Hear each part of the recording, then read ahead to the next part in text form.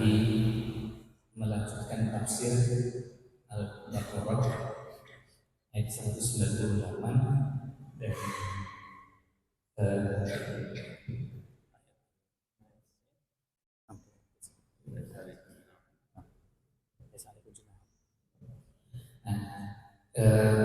ayat 198 surah Al-Baqarah, dan ayatnya sudah tampil di hadapan teman-teman sekalian. Bagi yang menggunakan Muslim silakan bisa membaca yang ada. Pada kesempatan pagi ini secara khusus karena kebetulan kita juga kedatangan tamu, kita memanfaatkan kehadiran beliau untuk bisa melanjutkan bahasan tafsir yang biasanya kita tafsir Al-Quran surat Al-Baqarah seperti pertemuan pekan lalu.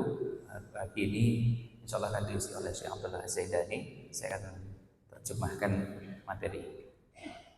Langsung kita persilakan pada beliau. Tafadhal masykur. Alhamdulillah. Nahmaduhu wa nasta'inuhu wa nastaghfiruhu wa natubu ilayh. Wa na'udzu billahi min shururi anfusina wa sayyiati a'malina. Man yahdihillahu fala mudilla lahu wa man yudlil fala hadiya lahu. Wa asyhadu an la ilaha illallah wahdahu la syarika lahu wa asyhadu anna Muhammadan abduhu wa rasuluhu sallallahu alaihi wa ala alihi wa sahbihi wa sallam tasliman katsira. Amma ba'du. Assalamualaikum warahmatullahi wabarakatuh. Waalaikumsalam. حياكم الله أيها الإخوة وأيتها الأخوات في هذه الجامعة، في هذا اللقاء الذي يتجدد معكم حيث نلتقي في كل سنة وأحيانا كل نصف سنة.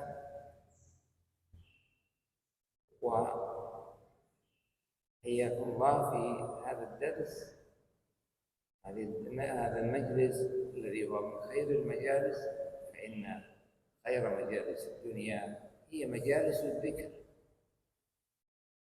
التي يجتمع فيها المؤمنون يذكرون ربهم، لأن ذكر من أفضل الأعمال يحصل به السبب. وكذلك ينال الذاكر لله أن يذكره الله في الملأ الأعلى.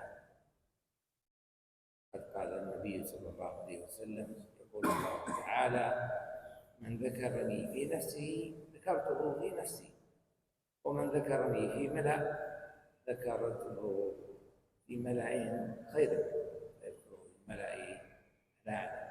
هنيئا لكم في هذا المجلس والذي هو خير من خير المجالس. Ya, setelah beliau mengawali dengan alhamdulillah, memuji Allah SWT, kemudian dilanjutkan dengan sholawat yang kita aturkan agar senantiasa terlimpah pada baginda Nabi Muhammad SAW. Beliau juga tadi menyampaikan salam.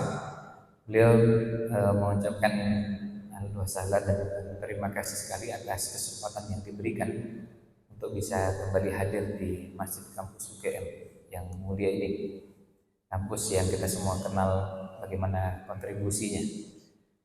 Kemudian beliau juga menyampaikan bahwa alhamdulillah pada kesempatan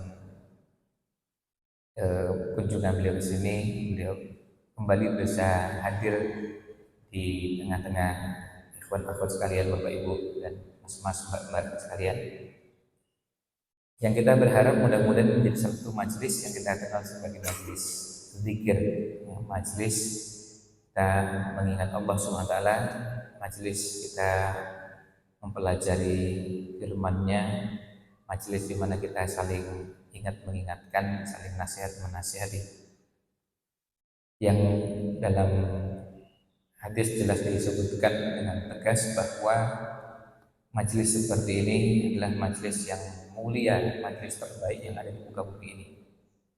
Siapa yang mengingat Allah Subhanahu wa taala dalam kesendirian, maka Allah pun juga akan mengingatnya dalam zatnya, dalam jiwanya. Kemudian siapa yang mengingat Allah di keramaian, Allah pun akan mengingatnya di keramaian. Maka ini kesempatan bagi kita untuk bisa mendapatkan kemuliaan tersebut. Selain juga kita berharap Allah akan mencurahkan rahmat pada kita semua.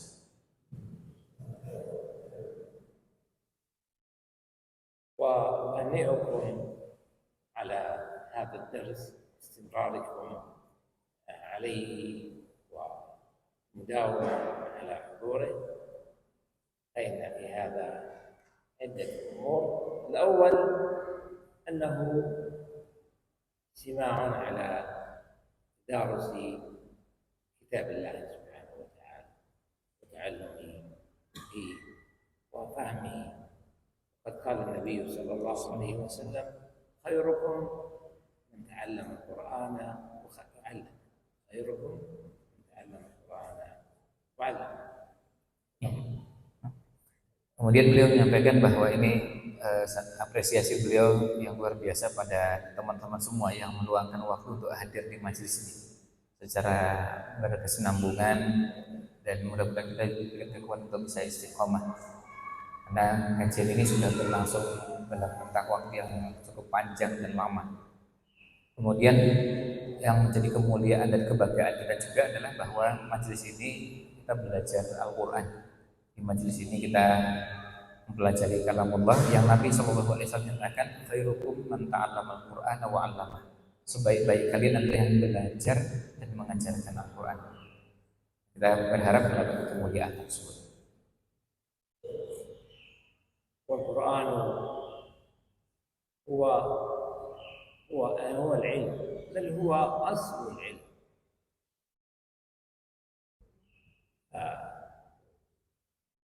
وأهله هم أهل العلم، كما قال الله تعالى القرآن بوصفه: بل هو آيات بينات في صدور الذين أوتوا العلم. القرآن آيات بينات في صدور الذين أوتوا العلم. بهذا Al-Quran adalah ilmu, bahkan Al-Quran adalah sumber ilmu dari semua ilmu yang ada di muka bumi ini. Bagi kita yang beriman, Al-Quran menjadi sumber ilmu untuk kehidupan kita, dan dari situlah kita akan mendapatkan mutiara-mutiara, dan kita akan mendapatkan pencerahan. Kemudian Al-Quran ini yang jadi sumber ilmu Allah tanamkan pada hati orang-orang yang mempelajarinya. Maka ahlul Quran sifatnya juga sebagai ahlul ilmi, sifatnya sebagai orang yang berilmu, karena memang Allah menegaskan hal tersebut dalam Al-Quran, dalam firman-Nya, bal huwa ayatun bayyinat fi suduril ladzina utul ilm. Di Al-Quran itu menjadi bukti yang nyata yang tertanam di dalam hati orang-orang yang berilmu. ولهذا ينبغي بل يجب علينا أن نحرص على دروس القرآن تلاوة وتجويدا وإتقانا في القراءة وحفظا، ونسعى في حفظ ما نستطيع منه.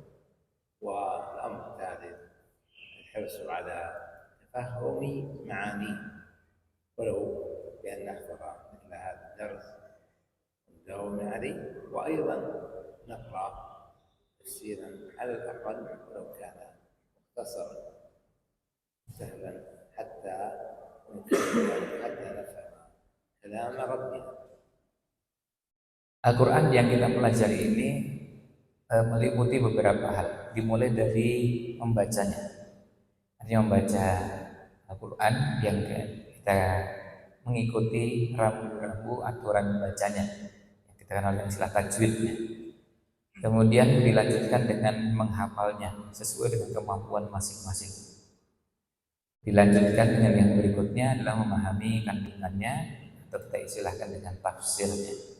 Meskipun tafsir yang diulas, dibahas, tafsir yang ringkas, ya, tafsir yang sederhana, bukan tafsir yang panjang lebar, tetapi cukup untuk memberikan gambaran makna yang terkandung dalam ayat-ayat yang kita pelajari. ويجب أن نهتم بهذا كله لأنه كما قلت القرآن كلام الله، كلام ربنا، ليس كلام أحد من البشر، كلام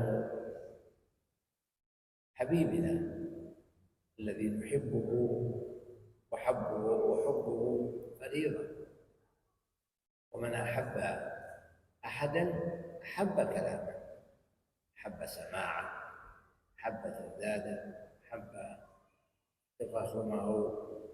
لهذا ينبغي أن نهتم بالقرآن ونحرص عليه قراءة وحفظا وفهما وعملا وتخلقا وما فيه من الخلق والأوصاف. Kita punya kewajiban untuk memberikan perhatian pada Al-Quran ini dalam berbagai bentuknya. Sudah disebutkan mulai dari membacanya, menghafal, memahami isinya, lalu mengamalkan dan berakhlak dengan akhlak Al-Quran. Dan masing-masing kita mencoba untuk melakukan sesuai dengan kemampuan yang Allah berikan padanya. Kita berusaha sebisa mungkin untuk mewujudkan itu semua. Sehingga usaha ini adalah usaha yang tidak mengenal henti. Artinya kita lakukan terus karena memang yang kita pelajari ini adalah firman Allah SWT. Dan ini adalah bukti bahwa kita cinta pada Allah SWT. Kalau orang cinta seseorang itu pasti senang dengan ucapan-ucapannya. Nah, kalau orang cinta Allah maka juga senang dengan kalam Allah. Ini adalah konsekuensi dari kecintaan.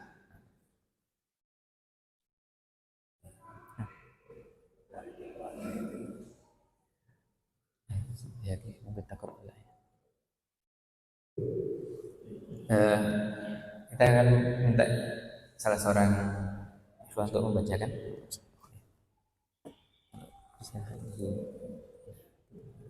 Dua ayat ini ya. Ya, sampai dua sampai Ghafurur Rahim. Ya. أعوذ بالله من الشيطان الرجيم ليس عليكم جناح أن تبتغوا فضلا من ربكم فإذا أفضتم من عرفات فاذكروا الله عند المشعر الحرام واذكروه كما هداكم وإن كنتم من قبله لمن الضالين ثم أفيضوا من حيث أفاض الناس واستغفروا الله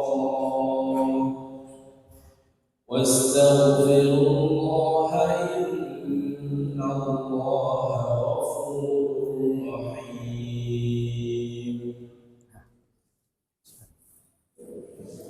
Sekarang pagi ini kita melihat karena waktu yang ada, kemungkinan kita hanya bisa membahas 2 ayat, tapi mudah-mudahan bisa benar tuntas.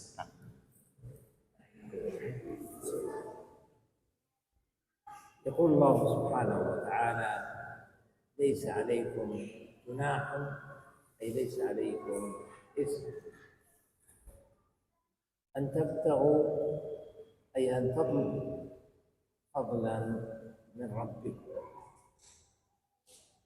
يقول الله سبحانه وتعالى ليس عليكم جناح أن تبتغوا فضلا من ربكم، أي أن تطلبوا شيء رزقا حلالا بالتجارة ونحوها في الحج، فهذا يدل على إباحة تجارة بالحج. نعم. Kita lihat sama-sama ayatnya di surat Al-Baqarah ayat 198. Allah SWT berfirman, "Laisa 'alaikum junahun." Tidak ada junah laisa tidak ada alaikum atas kalian junahun dosa. Jadi tidak ada dosa bagi kalian antabtahu kalian mencari. Ya, kalian mencari fadlan mir rabbikum. Fadlan ini artinya karunia, bisa maknanya rezeki. Rezeki tentu maksudnya rezeki yang halal mir rabbikum dari Rabb kalian. Ayat ini menjelaskan kepada kita bahwa ketika orang melaksanakan ibadah haji, jadi ini masih lanjutan pembahasan dari pertemuan sebelumnya yang masih berkaitan dengan bahasan haji. Pekan lalu juga sebelumnya pembahasannya masih terkait dengan haji. Nah, di pembahasan tersebut kita dapati beberapa hukum. Nah, sekarang kita dapati lanjutan. Pada saat orang melaksanakan ibadah haji, orang boleh dalam perjalanan ibadah hajinya sambil mencari nafkah, sambil mencari rezeki, tentu rezeki yang halal, misalnya berjualan atau sejenisnya dalam perjalanan ibadah haji. ليس عليكم جناح أن تبتغوا فضلا من ربكم كما قلنا تبتغوا فضلا من التجارة والعمل يعني بالفضل يعني الرزق. فإذا أخذتم من عرفات أي إذا دفعتم من عرفات، وعرفات يأتيها الحاج في اليوم التاسع من ذي الحجة، والوقوف فيها من بعد زوال الشمس إلى غروبها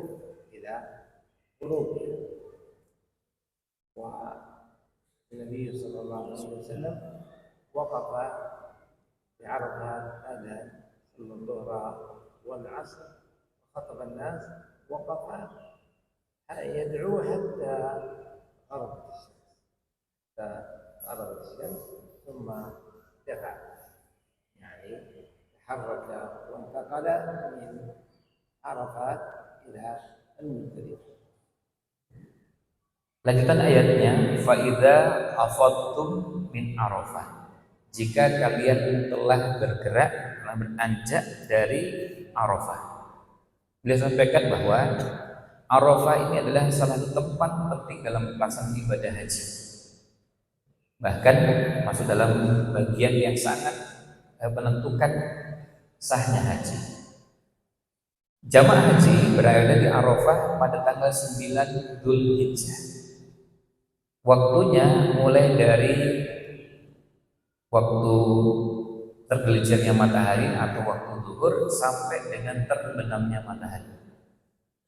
Jadi waktunya akan bertemu dengan waktu sholat zuhur dan asar jamak sekaligus qasar, kemudian dilanjutkan dengan nanti ada khutbah dan berdoa. Doanya panjang, kesempatannya sampai dengan terbenam matahari. Kesempatan yang ada itu dimanfaatkan oleh Rasul Sallallahu Alaihi Wasallam dan para sahabatnya itu untuk tetap berdoa di situ dan baru meninggalkan Arafah setelah terbenam matahari. Nah, ini yang dilakukan oleh jamaah. Ayat ini menyebutkan jika kalian bertolak dari Arafah, berarti ayat ini menunjukkan bahwa bertolaknya itu adalah setelah terbenam matahari. Ini waktunya. Jika kalian bertolak dari Arafah, maka berzikirlah kepada Allah. والوقوف بعرفة هو ركن الحج الأعظم. قال النبي صلى الله عليه وسلم الحج عرفة، ويجب الوقوف بعرفة وعدم الخروج منها إلى غروب الشمس، فلا يخرج من عرفة حتى تغرب الشمس كما فعل النبي صلى الله عليه وسلم. ولم يرخص لأحد بأن يخرج قبل ذلك. من خرج قبل غروب الشمس فيجب عليه أن يرجع حتى تغرب فيدفع إذا دفع الناس، إذا خرج الناس. وقد كانوا في الجاهلية يدفعون من عرفة، أي يخرجون من عرفة قبل غروب الشمس، خالفهم النبي صلى الله عليه وسلم خالفهم النبي صلى الله عليه وسلم فكان هذا واجبا من الواجبات. Wukuf di Arafah termasuk salah satu rukun haji. Kalau sudah bicara rukun berarti menentukan keabsahan haji. Maka kalau orang yang sedang berada di Arafah, dia berkewajiban untuk menyempurnakan apa yang menjadi tuntunan pelaksanaan ibadah haji di Arafah, yaitu tinggal di Arafah sampai terbenam matahari. Dan betapa pentingnya wukuf di Arafah ini sampai-sampai Nabi Shallallahu Alaihi Wasallam bersabda, al-hajju Arafah. Di haji itu adalah wukuf di Arafah. Jadi seakan-akan haji itu cuma itu. Maksudnya untuk menegaskan bahwa ini saking pentingnya dan ini termasuk rukun. Yang kalau seandainya ditinggalkan, maka hajinya tidak sah. Bagaimana dengan yang meninggalkan Arafah sebelum terbenam matahari? Maka dia berkewajiban untuk kembali lagi. Wajib untuk kembali lagi, nanti setelah terbenam matahari baru bergerak. Artinya tidak boleh hanya wukufnya sebentar kemudian meninggalkan Arafah lalu bergerak ke tempat lain. Nah, ini yang menunjukkan pada yang pertama bahwa haji itu rukun haji, wukuf di Arafah adalah rukun haji dan waktunya mulai dari setelah zuhur sampai dengan terbenam matahari atau waktu maghrib. وقال سبحانه وتعالى فإذا أفضتم من عرفات فاذكروا الله عند المشعر الحرام فاذكروا الله عند المشعر الحرام والمشعر الحرام هو مزدلفة وهي بين منى وعرفات منى وعرفات اذكر الله عند المشعر الحرام وقد دفع النبي صلى الله عليه وسلم من عرفات إلى المزدلفة وأول ما وصلها صلى المغرب والعشاء جمعا وفصل العشاء ونام مباشرة عليه الصلاة والسلام نام مباشرة عليه الصلاة والسلام ولم يحيي تلك الليلة بالصلاة كفعله عليه الصلاة والسلام وذلك استعدادا ليوم النحر يوم العاشر كثرة الأعمال فيه. Kemudian kita lihat ayatnya fa'idza afadtum min Arafat. Jika kalian telah bertolak dari Arafat, artinya kalian bergerak meninggalkan Arafah, tadi kita sampaikan berarti waktunya setelah terbenam matahari pada maghrib. Maka fadhkurullaha, maka berzikirlah kalian kepada Allah indal masy'aril haram, di masy'aril haram. Masy'aril haram itu mana? Masy'aril haram itu nama lain dari Muzdalifah. Jadi Masy'aril haram itu Muzdalifah. Nah, yang dimaksud Masy'aril haram jadi Muzdalifah, ketika berangkat dari Arafah kemudian ke Muzdalifah dituntunkan untuk terus berzikir dan sampai di Muzdalifah pun begitu. Kemudian Nabi SAW melakukan apa? Setelah bergerak tadi, karena bergeraknya pada maghrib, berarti kan belum sholat maghrib. Ya, setelah terbenam matahari, tapi belum sholat maghrib. Berangkat dari Arafah menuju Muzdalifah, menuju Masy'aril Haram, dan sampai di sana melaksanakan sholat maghrib dan isya dengan jamak. Di maghrib digabung dengan isya dan isyanya dikosor. Jadi sholatnya berarti 3 dan 2. Kemudian setelah itu Nabi SAW segera istirahat, langsung istirahat. Dan ini berbeda dengan kebiasaan beliau. Di malam itu beliau tidak menghidupkan malamnya. Ini sekaligus menjadi tuntunan bagi kita. Kalau memang tuntunannya menghidupkan malam, ya kita menghidupkan malam. Tapi kalau tuntunannya tidur, ya kita tidur. Nah, Nabi SAW pada saat di malam itu beliau setelah sholat maghrib dan isya tidur. Tujuannya apa? Salah satu hikmahnya adalah supaya persiapan karena nanti ada pekerjaan-pekerjaan yang akan dilaksanakan tanggal 10-nya pagi. Maka perlu persiapan yang cukup, perlu kondisi kesehatan yang baik, malam itu segera istirahat, kemudian nanti ada rangkaian kegiatan yang akan dilaksanakan tanggal 10 yang itu memerlukan kondisi fisik yang baik. Ini yang diajarkan oleh Nabi SAW pada saat berada di Musdalifah. ثم قال سبحانه وتعالى اذكروا الله عند المشعر الحرام وكما قلنا المراد بالمشعر الحرام هو المزدلفة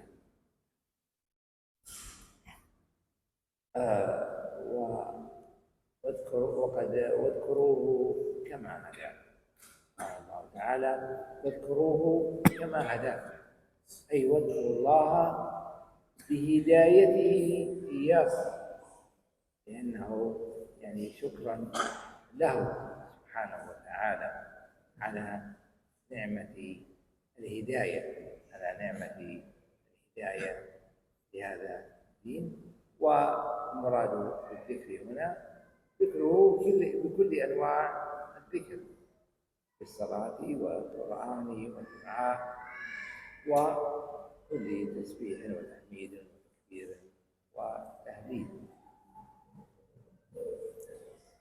Kemudian tadi fadhkurullaha ya fa idza afattum min arafatin fadhkurullaha indal mas'alil haram.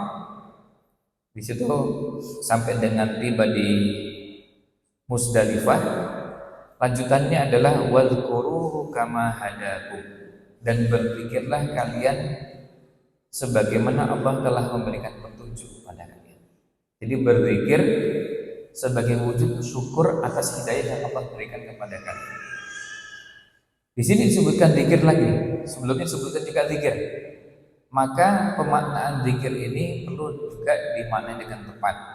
Memaknai zikir tidak dimaknai hanya terbatas pada tasbih, takbir, tahmid, tahlil dan semacam. Tapi masuk di dalamnya juga berdoa, membaca Al-Quran dan juga sholat. Sholat yang dikerjakan juga bagian dari berzikir untuk mengingat Allah Subhanahu wa taala.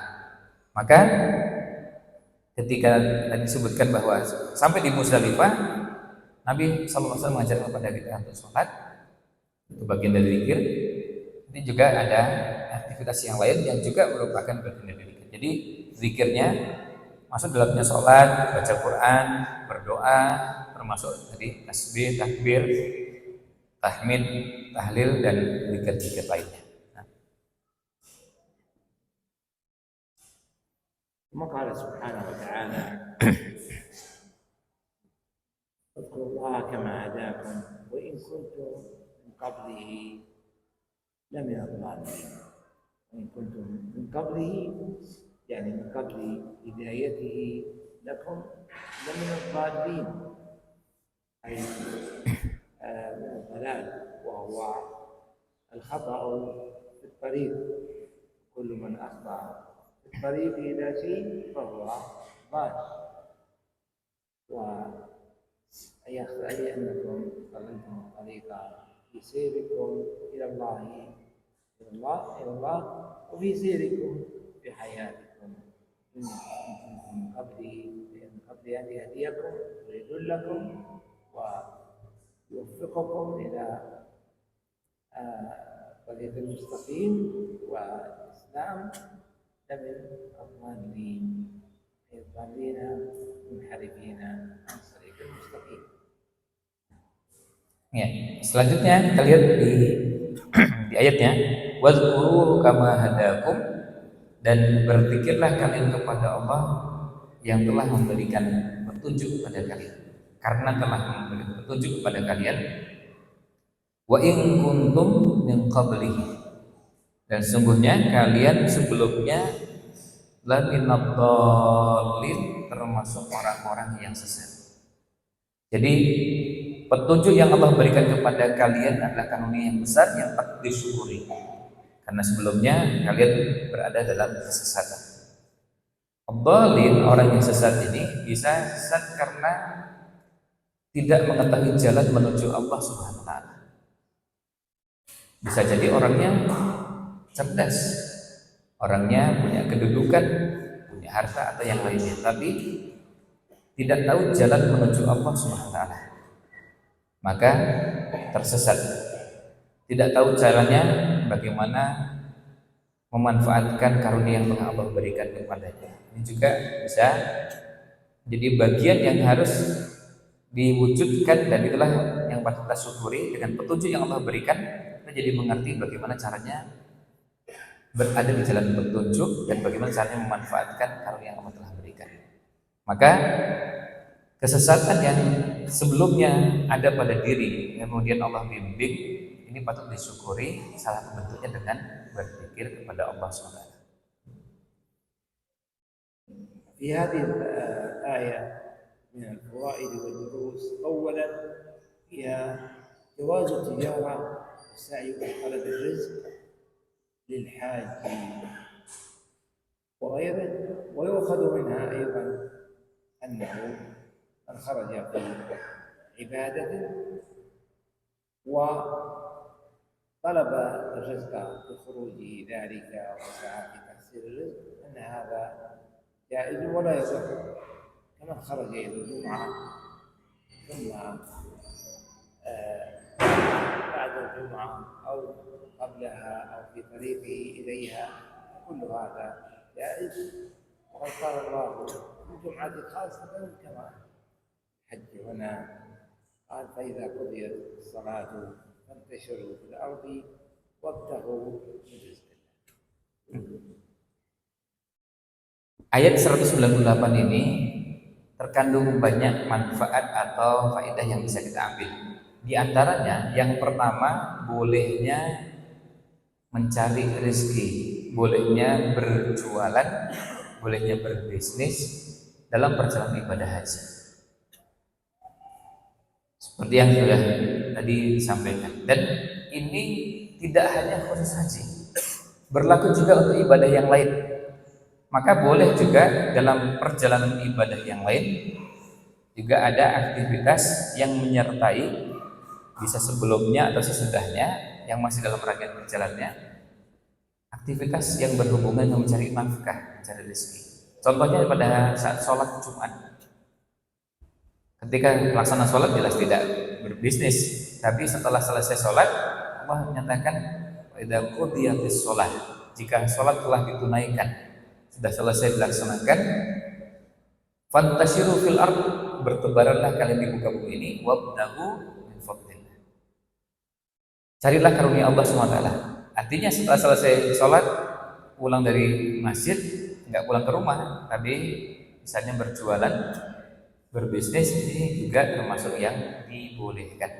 Sebagaimana haji juga dibolehkan, pada saat sholat Jumat juga dibolehkan. كذلك هي من الفوائد والدروس فيها الحث على كثرة الذكر في الحج هنا، والذكر عمل فاضل عموما في كل وقت، فهو من أفضل الأعمال كما قال النبي صلى الله عليه وسلم: ألا أنبئكم بخير أعمالكم، خير من أن تلقوا عدوكم فتضربوا أعناقهم ويضربوا أعناقكم. ذكر الله. ذكر النبي صلى الله عليه وسلم يعني في هذا الحديث وهو صحيح أن الذكر أفضل من الجهاد. Yang kedua, pelajaran yang kita bisa ambil dari ayat ini adalah keutamaan memperbanyak zikir. Keutamaan memperbanyak zikir, dan kita bisa lihat pada ayat ini kata zikir diulang berkali-kali, dan ini tidak hanya untuk haji secara khusus. Meskipun dalam haji jelas sangat ditekankan. Tadi disebutkan bagaimana berangkat dari Arafah lalu ke Masjidil Haram dan berzikir, kemudian nanti setelah itu berzikir lagi. Dan berzikir ini termasuk amal yang dicintai oleh Allah SWT dan sangat dianjurkan dalam semua keadaan. Bukan hanya untuk haji, tapi juga dalam kesempatan-kesempatan yang lain. Nabi SAW pernah bersabda yang artinya, maukah aku tunjukkan kepada kalian sebuah amal yang lebih utama daripada kalian berhadapan dengan musuh-musuh kalian. Artinya maksudnya berjihad. Dan lebih utama daripada memerdekakan budak. Amal yang dimaksud adalah berzikir kepada Allah SWT. Bayangkan, sampai-sampai dalam hadis tersebut dinyatakan itu lebih baik daripada antal kau aduwakum, kalian bertemu dengan musuh kalian. Artinya berjihad. Artinya zikir lebih utama daripada berjihad, yang ini menunjukkan keutamaan yang luar biasa dari berzikir. Maka mari kita biasakan untuk banyak berzikir. الذكر يكون باللسان، والعبادات كذلك هي ذكر. العبادات هي ذكر، لكن يكون باللسان سبحان الله الحمد لله ولا اله الا الله الله اكبر، ويكون كذلك بالعبادات، فالعبادات ذكر لله، العبادات ذكر لله سبحانه. Zikir yang dimaksud di sini juga bisa maknanya lebih luas daripada sekedar menyebut misalnya subhanallah, alhamdulillah, la ilaha illallah, Allahu akbar, la haula wala quwwata illa billah dan semacamnya. Ibadah-ibadah yang dikerjakan juga bagian dari zikir. Seperti disebutkan, sholat juga merupakan bagian dari zikir.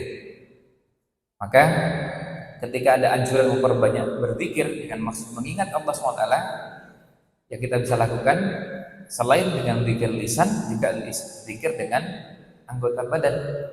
Sholat yang kita kerjakan juga bagian dari zikir. كذلك في الآية إشارة إلى وجوب شكر الله سبحانه وتعالى، وشكر الله سبحانه وتعالى. والشكر لا يكون باللسان فقط،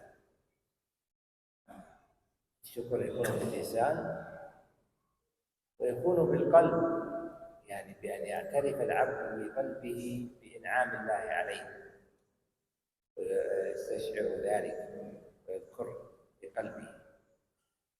والأمر الثالث يكون الشكر أيضا بأن يعمل الأعمال التي تدل على شكره. لا يكون العبد شاكرا حتى يجتمع فيه اعتراف القلب، قول اللسان، وعمل الجوارح.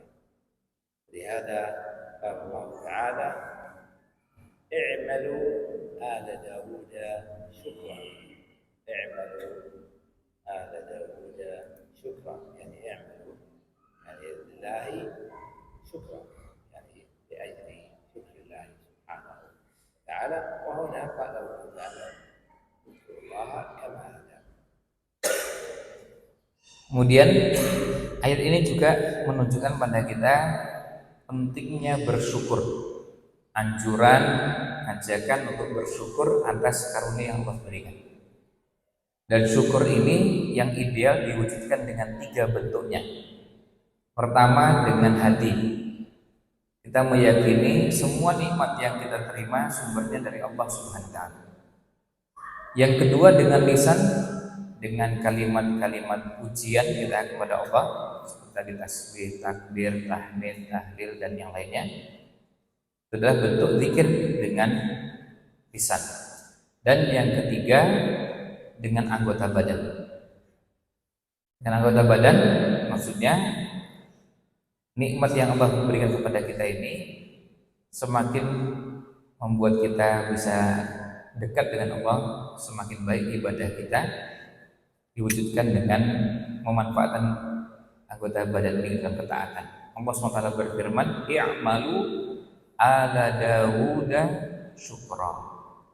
Beramallah wahai keluarga Daud sebagai bentuk syukur. Jadi amal dilakukan sebagai bentuk syukur kepada Allah SWT. Nah.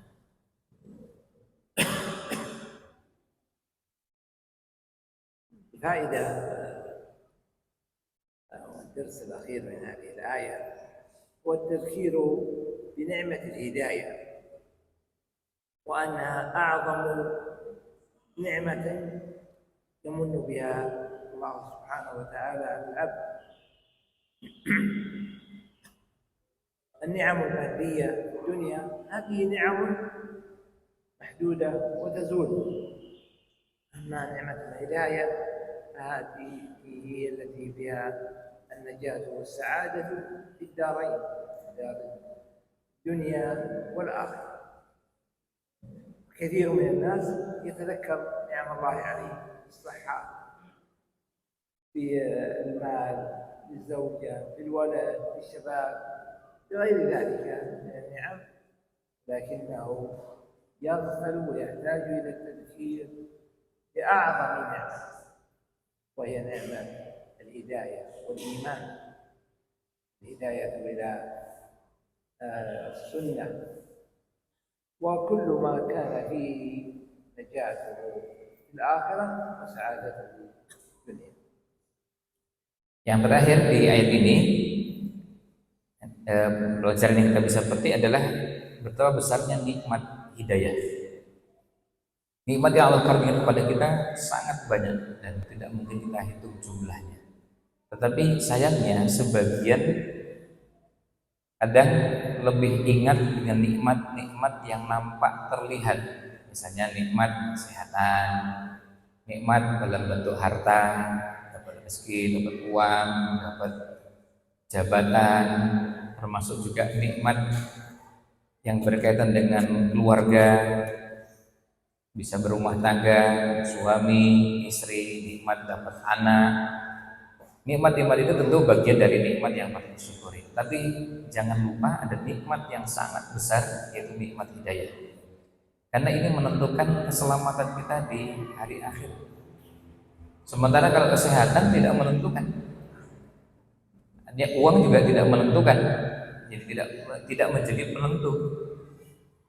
Artinya orang kaya maupun miskin sama-sama bisa mendapatkan kenikmatan surga kelak. Tapi kalau nikmat hidayah menjadi penentu untuk kebahagiaan seseorang di akhirat kelak. Maka nikmat ini patut disyukuri dengan sebaik-baiknya dan tentu dimanfaatkan, dirawat, dijaga, karena ini adalah penentu kebahagiaan kehidupan kita di hari kemudian. نكتفي بهذا أو بقي تقريبا 10 دقائق. ماذا؟ 10 دقائق قبل الأسئلة. بعد ذلك نأخذ الآية التي بعدها. ثم قال سبحانه وتعالى: ثم أفيضوا من حيث أفاض الناس، أي بعد المبيت بمزدلفة ليلة العاشر من الحجة، ثم أفيضوا من حيث أفاض الناس، ثم أفيضوا بعد ذلك من حيث أفاض الناس، يعني حيث يفيضون. والمبيت بالمزدلفة واجب في ليلة العاشر، والأصل أنه واجب إلى طلوع الفجر، ولكن يرخص فيه لأصحاب الحاجة والضعفاء، كما رخص النبي صلى الله عليه وسلم للضعفاء أن يدفعوا بعد مغيب القمر، يعني بعد مضي تقريبا ثلثي الليل أو بعد ذلك. Selanjutnya ayat berikutnya yaitu ayat 199, Allah SWT berfirman, "Tsumma", kemudian, "afidu", bertolaklah kalian. Bertolaklah kalian, bergeraklah kalian, min haitsu, dari arah afadun nas, orang-orang juga bertolak. Maksudnya dari Arafah kemudian bergerak menuju Muzdalifah. Nah, ini berkaitan dengan tadi kalau Arafahnya sudah dibahas, berkaitan dengan Muzdalifah. Jamaah haji berada di Muzdalifah itu pada malam tanggal 10 Dzulhijjah. Di Di urutannya tadi tanggal 9, mulai dari zuhur sampai maghrib. Malamnya berarti kan sudah masuk tanggal 10 Dzulhijjah. Nah, di situ jamaah mulai melakukan aktivitas di Muzdalifah. Yang tadi disebutkan ada sholat, kemudian dilanjutkan dengan istirahat. Nah, mabit atau bermalam di Muzdalifah, istilahnya mabit. Mabit itu artinya bermalam. Ya, mabit bermalam di Muzdalifah termasuk salah satu wajib haji. Bukan rukun, ya, tapi wajib. Beda kan kalau tadi sebelumnya rukun. Ini wajib yang harus dikerjakan. Dan asalnya mabit itu dilaksanakan sampai dengan waktu fajar atau waktu subuh. Ini asalnya dilakukan sampai subuh. Kecuali orang-orang yang memang ada kondisi khusus, maka diberikan rukhsah, diberikan keringanan. Diberikan keringanan, boleh beranjak atau boleh bergerak sebelum subuh, sudah boleh meninggalkan karena kondisi tertentu. Tapi yang tidak ada kondisi yang memang menuntut adanya rukhsah tadi, ya asalnya sebisa mungkin dikerjakan sampai dengan waktu subuh. Bermalam di Muzdalifah dan asalnya sampai dengan subuh, itu yang dinamakan dengan mabit di Muzdalifah. Allah Subhanahu wa ta'ala وما فيه من حيث أفاض الناس أي قيد المراد بالناس إبراهيم عليه وعلى نبينا أفضل الصلاة والسلام. وقلنا إن وقت المبيت المزدلفة إلى طلوع الفجر، ويرخص للضعفاء وأصحاب الحاجة. وأما غيرهم السنة أن يبقى بالمزدلفة حتى يسفر جدا، يعني حتى ينتشر ضوء ونور الفجر ويسفر جدا قبيل طلوع الشمس.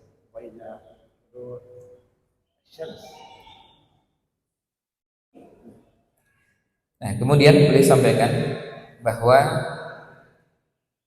ketika berada di Muzdalifah ini, tadi malam 10 Dzulhijjah, afdalnya adalah sampai dengan tuntunannya adalah sampai subuh, dan afdalnya diteruskan sampai dengan terbit matahari. Matahari sudah mulai nampak terlihat kuning di awal-awal terbit.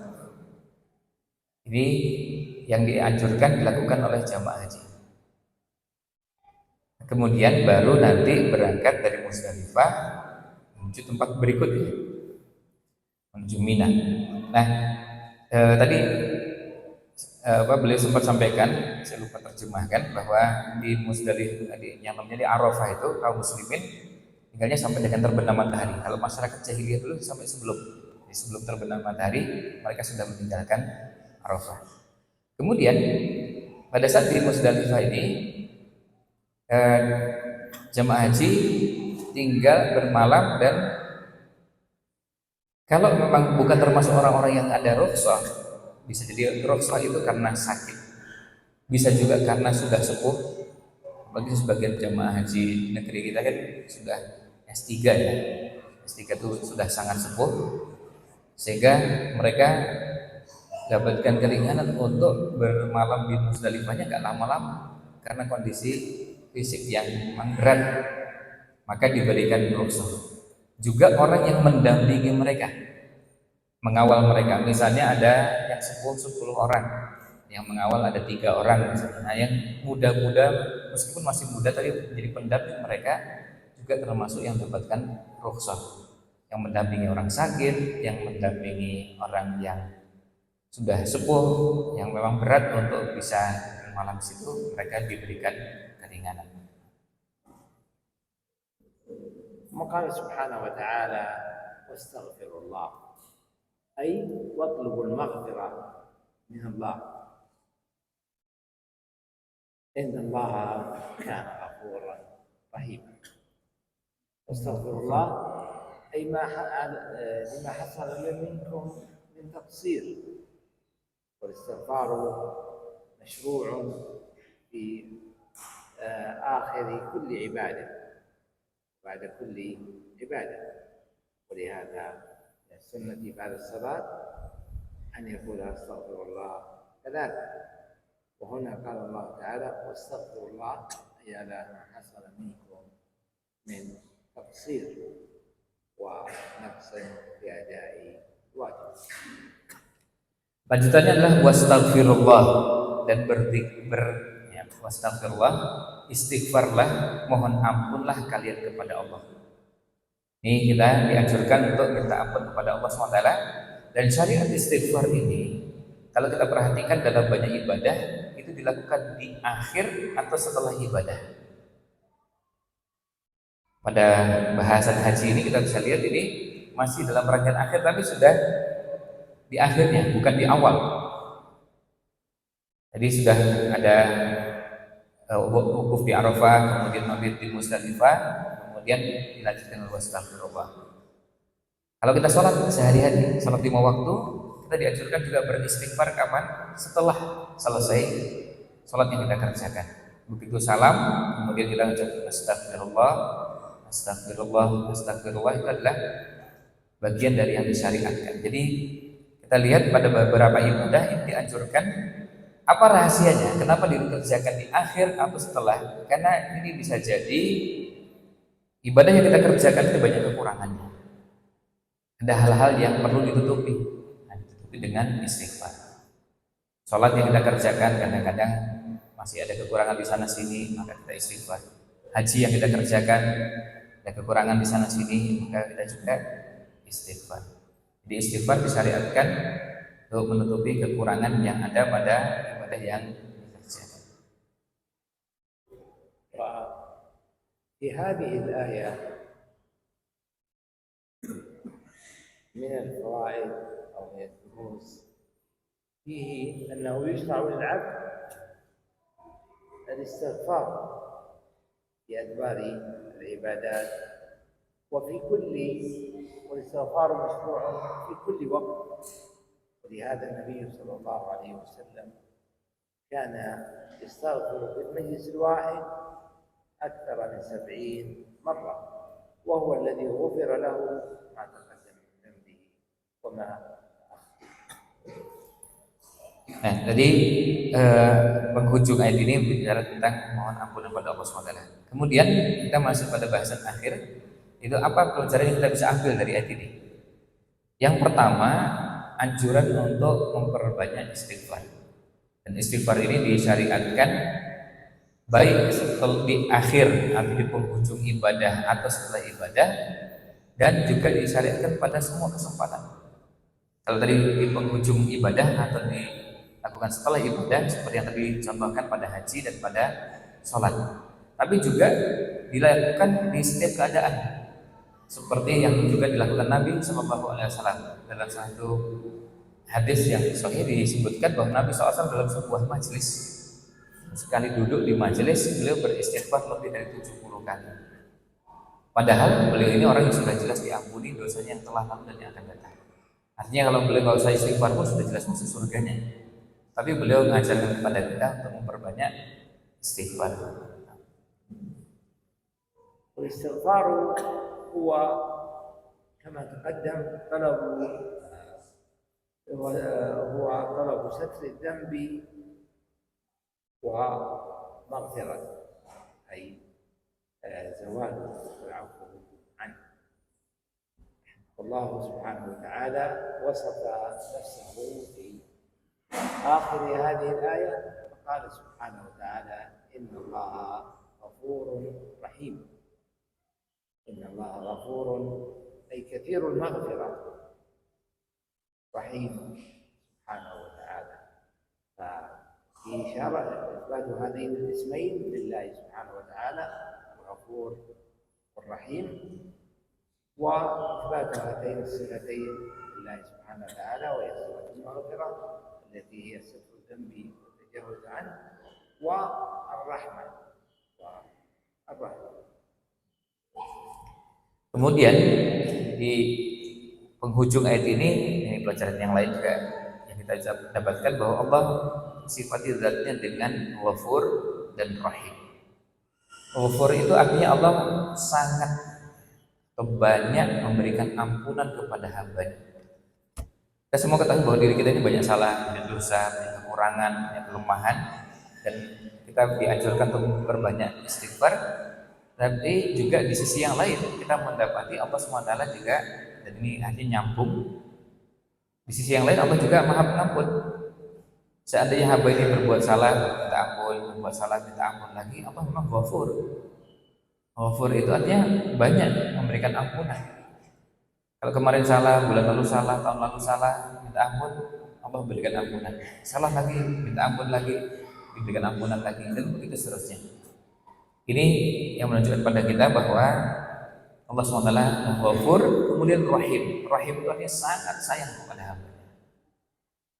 Allah yang maha kasih sayang kepada hambanya, sayang dengan hambanya yang tadi banyak kekurangan, kelemahan, yang seandainya Allah tidak sayang pada kita, dia Allah memberikan hal-hal yang tidak menyenangkan untuk kita semua. Tapi saking sayangnya Allah memberikan kesempatan kepada kita untuk memohon ampun kepadanya. ففي هذا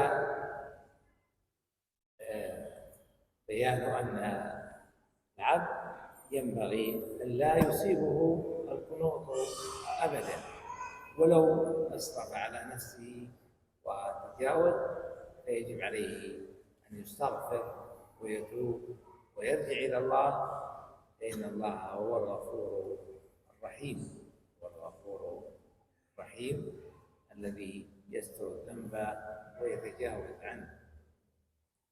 وقد وسعت رحمته كما قال تعالى كل شيء،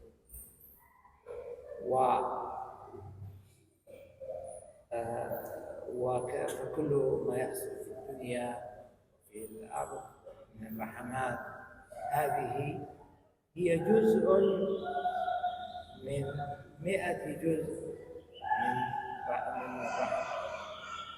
وقد ادخر الله سبحانه وتعالى لعباده المؤمنين 100 رحمة في الآخرة، كما دل على ذلك الحديث الصحيح. Nah, kemudian pelajaran yang lain juga yang kita bisa ambil kan di sini Ghafur lalu Rahim. Jangan sampai kita ini termasuk orang yang putus asa, karena Allah SWT Ghafur dan Rahim. Kita pernah berbuat salah, berbuat dosa, banyak kelemahan, banyak kekurangan, tapi jangan putus asa, karena Allah Ghafur dan Rahim. Kalau salahnya kita mohon ampun, dan Allah sangat sayang kepada kita, sehingga kita tidak layak untuk menjadi hamba yang berputus asa. Nah, sayangnya Allah SWT, karena yang memberikan kasih sayangnya bukan manusia, tapi zat yang sangat sayang dan jauh lebih sayang daripada semua manusia yang pernah ada di muka bumi, dan tidak bisa dibandingkan. Maka jangan sekali-kali kita merasa putus asa. Kemudian pada bagian Rahim ini menunjukkan sayangnya Allah SWT yang luar biasa kepada kita, yang Allah berikan kepada manusia, kepada makhluk itu cuma 1 dari 100, jadi 1/100-nya, cuma 1%. Jadi kalau kita mendapati ada suami dengan istri saling sayang, kemudian ada orang tua kepada anaknya yang sayang, itu cuma 1 dari 100. Sisanya itu masih Allah simpan. Jadi kita bisa bayangkan di bumi ini orang saling sayang satu dengan yang lainnya itu cuma 1/100 atau cuma 1%. Padahal kita sudah bisa merasakan manfaat dari saling menyayangi tadi, itu baru cuma 1%.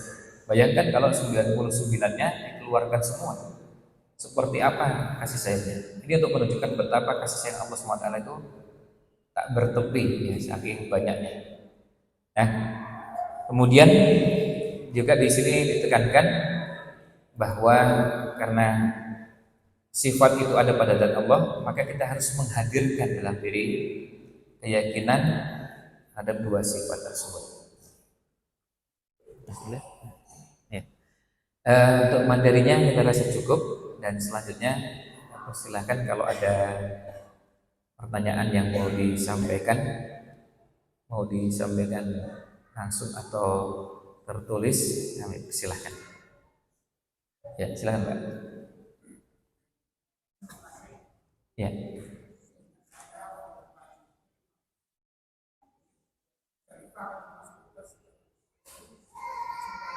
Maaf, saya agak kurang jelas soalnya. Iya. Oh ya. Oh ya.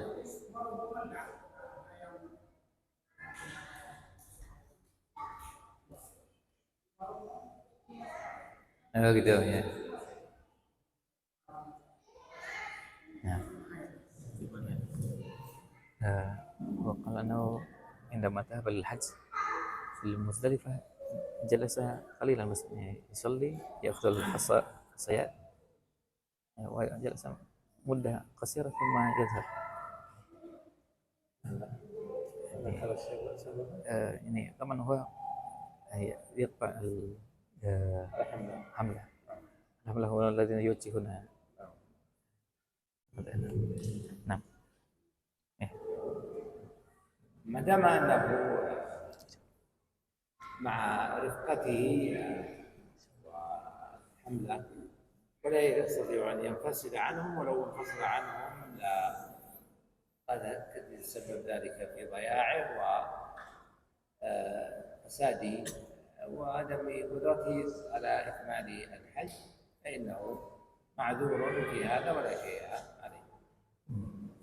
Ya, ini saya ulang pertanyaannya karena mungkin sebagian ibu nggak dengan tadi. Beliau tanya, dulu ketika beliau haji, Bapak Aziz ini haji, beliau sampai di Muzdalifah itu cuma sholat, kemudian ngambil kerikil, terus kemudian berangkat. Dia tinggal di Muzdalifahnya cuma sebentar, dan beliau mendapati rombongan yang lain juga umumnya begitu. Hanya memang banyak yang seperti itu. Ini pengalaman yang beliau alami dan memang betul yang beliau sampaikan tadi. Makanya saya termasuk kadang-kadang setiap kali mendampingi itu memahamkan ke jamaah tentang risiko kalau mau sampai subuh. Jadi harus siap dengan beberapa situasi yang ada. Karena umumnya tadi cuma sebentar langsung berangkat, sebentar lalu diangkut lagi. Ini kata beliau. Lalu bagaimana yang seperti itu? Kata Syekh bahwa pada jamaah yang memang nggak menguasai medan, nggak tahu bahasa, terus juga nggak tahu rute. Nanti kalau misalnya mau tinggal di situ sampai subuh terus nanti kemana, khawatir tertinggal. Yang itu nanti itu berdampak pada aktivitas haji di rangkaian berikutnya. Insya Allah termasuk yang ada uzur, artinya tidak mengapa. Karena juga jamaah kan bingung, bahasa nggak ngerti, pemahaman tentang fikih haji juga ya mungkin pas-pasan. Terus rute menuju Mina dan tempat-tempat berikutnya juga nggak tahu mau kemana. Ya pilihannya ya ikut rombongan. Nah, rombongannya naik bus ya ikut bus. Kan kalau nggak ikut rombongan nanti pindah ke tempat yang lain tersesat menjadi masalah lagi. Sehingga kondisi yang seperti ini bisa dimaklumi pada jamaah yang memang betul-betul nggak ngerti harus bagaimana. Nah, pilihannya serba salah, inginnya sampai subuh tapi memang rombongannya yang ada seperti itu. Jadi kata beliau, insya Allah ini termasuk yang ada uzurnya, jadi tidak mengapa kalau kondisi seperti itu. Wallahu a'lam. Ini ada pertanyaan tertulis yang disampaikan. من شروط السفر للنساء وجود المحرم وعلى خلاف بين الشافعية وكذلك في العمرة والحج. ما حكم ذهاب النساء أو المرأة للحج أو العمرة بدون محرم؟ هل لها إثم؟ هل تصح عمرته وحجه؟ تسأل الأخت عن السفر للحج والعمرة من غير محرم. لا يحل للمرأة أن تسافر من غير محرم، سواء للحج أو العمرة أو غير ذلك، وذلك لما ثبت في الصحيحين أن النبي صلى الله عليه وسلم قال: لا يحل امرأة تؤمن بالله واليوم الآخر أن تسافر إلا مع ذي قرب. فقال رجل: يا رسول الله، إن امرأتي خرجت حاجة وإني كتبت بغزوة كذا وكذا، يعني كتب الجهاد. فقال النبي صلى الله عليه وسلم: الحق بامرأتك، الحق بامرأتك. والحديث متفق عليه. فهي كانت مسافرة للحج، كانت مع الصحابة أي مع رفقة آمنة، ومع هذا النبي صلى الله عليه وسلم أمره أن يترك الغزوة التي كتب فيها للجهاد وينطلق مع امرأته، كل ذلك على عدم جواز السفر من غير محرم. فإذا سافرت من غير محرم فإن كانت متبعة قولا ترى أنه هو الصحيح أو كانت جاهلة فإنها معذورة بذلك. ولكن إذا علمت لا يجوز لها هذا، ولا يجوز لهذا. العلماء قالوا لا يجوز على المرأة الحج إذا لم يكن عندها محرم، لا يجوز عليها. يعني ذات المرأة تزيد شرطا على الشروط الواجبة وشروط وجوب الحج على الرجال فهو وجود المحرم. أما عمرتها وحجها فصحيح ولو كان غير محرم، ولكن مع العلم بعدم وجود. Ya, ini pertanyaannya agak panjang. Syarat safar bagi wanita adalah mahram. Tentunya termasuk umrah dan haji. Ini kemudian bagaimana hukumnya wanita yang menjalankan umrah dan maupun haji tanpa mahram? Seandainya safarnya dosa dan umrah atau dosa, umrah atau hajinya apakah sah? Apakah seimbang antara dosa dan safarnya dengan pahala umrah atau hajinya? Seperti kita katakan bersama, memang ada perbedaan pendapat dengan para ulama. Tapi kemudian pendapat yang beliau pilih bahwa wanita tidak dibenarkan berangkat haji atau umrah tanpa mahram.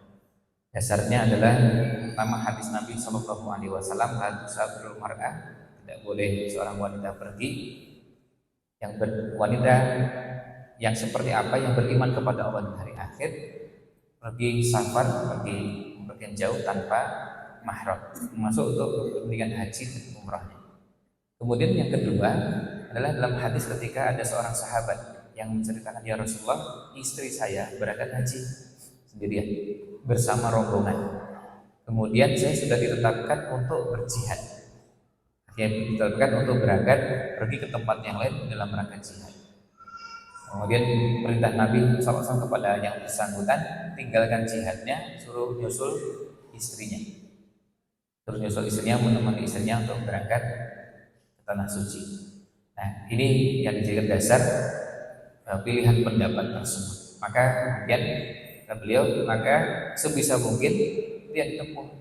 Dan kalau seandainya ada yang memilih pendapat karena memang yang bersangkutan tidak ngerti dan mengikuti pendapat, ada yang menjelaskan bahwa itu dibolehkan, tentu dia termasuk yang ada uzurnya karena ketidaktahuannya atau karena memang mengikuti pendapat tersebut.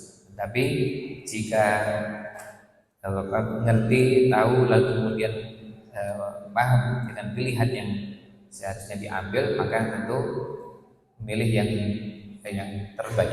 Kemudian kalau tetap berangkat, bagaimana dengan hajinya? Seperti tanya di sini, apakah haji atau umrohnya sah?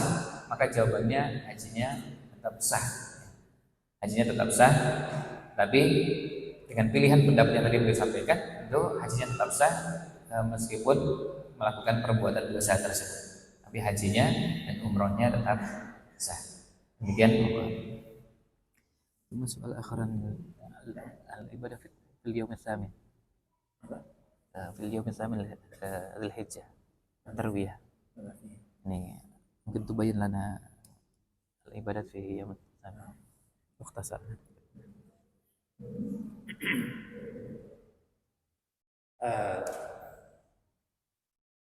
السنة للحاج إذا أتى إلى مكة أن يحرم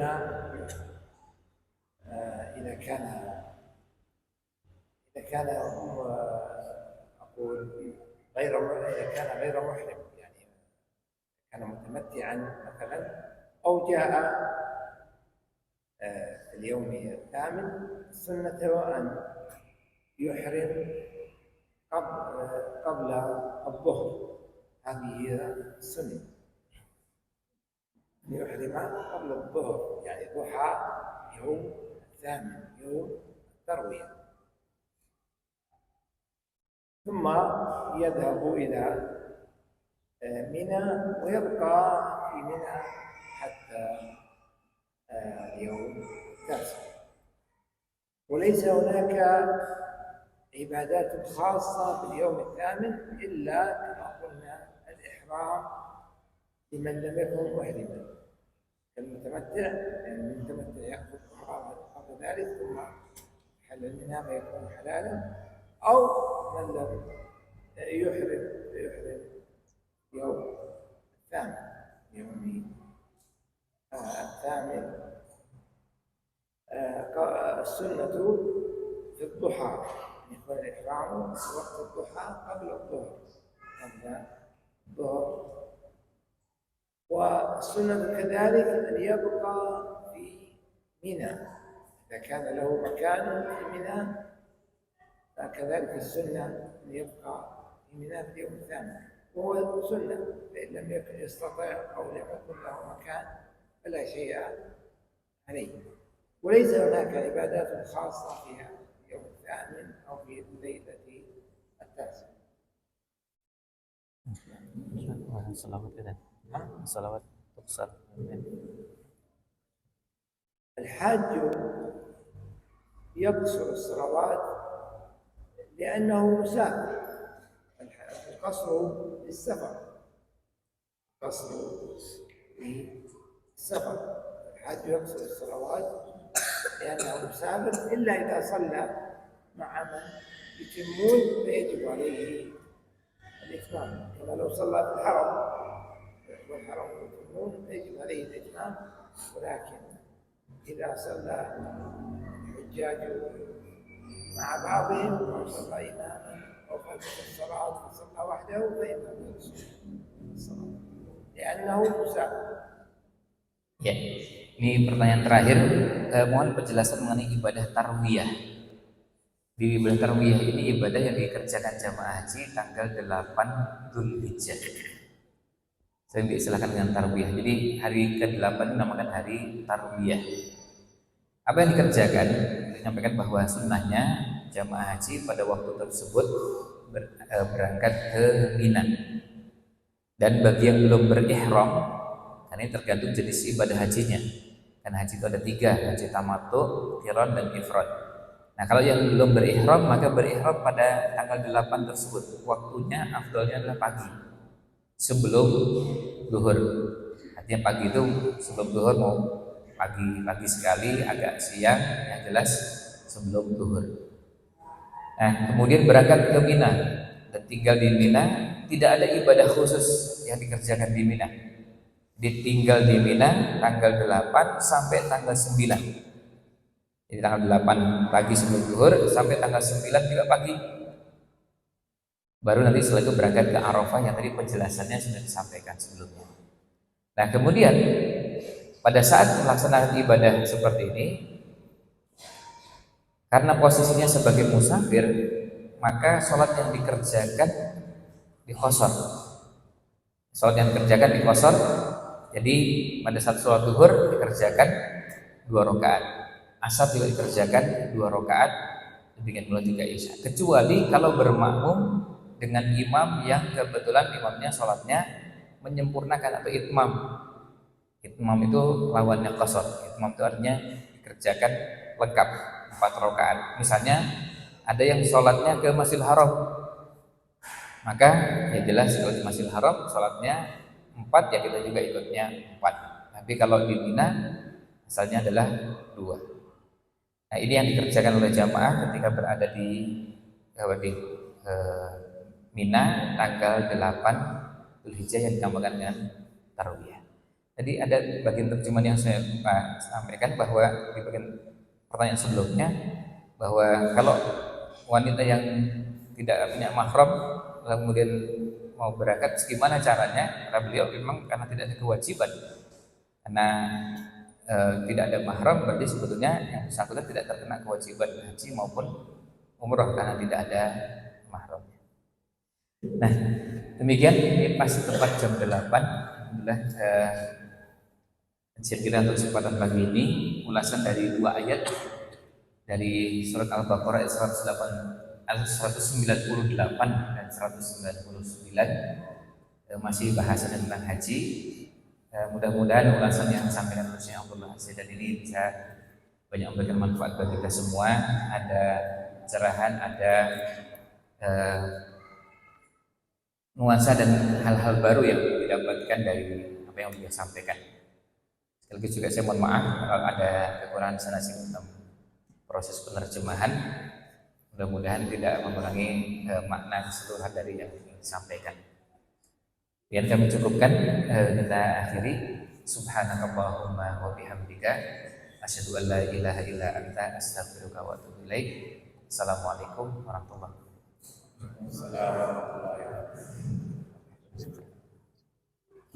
Wa jazakallahu